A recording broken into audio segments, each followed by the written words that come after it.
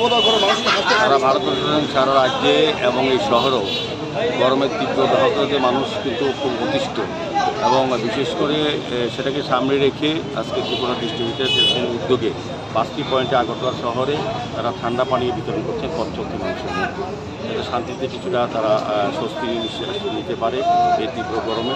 তো আমি তাদেরকে সাধুবাদ জানাই। তারা এমন সারা বছর জনকল্যাণমুখী মানুষের সেবায় তারা কাজ করে থাকেন। কিছুক্ষণ আগেও